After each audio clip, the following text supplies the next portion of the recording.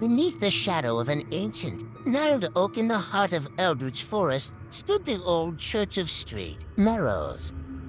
This church, abandoned for decades, held within its crumbling walls a sinister secret tied to the deadly sin of pride.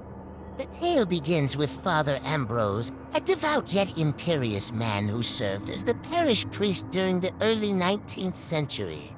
Known for his fiery sermons, he often quoted Proverbs 16:18, "Pride goes before destruction, a haughty spirit before a fall."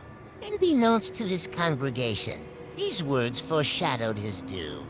Father Ambrose commissioned a grandiose statue of himself to be placed above the church's altar, a testament to his pious legacy. However, as the statue was unveiled, a terrible storm descended upon the village, and a lightning bolt struck the oak beside the church, causing a branch to crash through the roof and shatter the statue. The disaster was perceived as divine retribution, and Father Ambrose's pride turned to madness. He became obsessed with restoring the statue, his pride consuming him. In his despair, he turned to a forbidden ancient scripture, Psalm 59:12. "For the sin of their mouths, the words of their lips, let them be caught in their pride." One fateful night, he attempted a dark ritual, hoping to cleanse his pride by sacrificing his shadow, which he believed held all his sinful arrogance. The ritual, however, did not go as planned. Instead of releasing him from his pride, it bound his spirit eternally to the church, cursed to wander its halls and shadows, forever echoing his haughty whispers.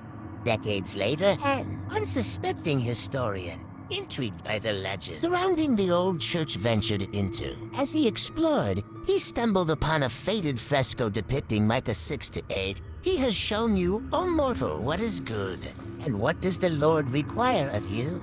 To act justly, and to love mercy, and to walk humbly with your God." Drawn deeper into the mystery, the historian soon heard the ghostly whispers of Father Ambrose, reciting the scriptures of pride. The chilling realization dawned upon him. The priest's spirit was trapped, a spectral prisoner of his own arrogant legacy. The historian, overwhelmed by the haunting presence, fled the church, vowing never to return. The Church of St. Merrows remains standing, a gloomy monument to the dangers of pride. Visitors report strange sightings and eerie whispers echoing through the ruins, a reminder of the deadly sin that lingers like a shadow in the corner of human nature. This place, cursed by a man's hubris, serves as a chilling lesson that pride indeed goes before the fall.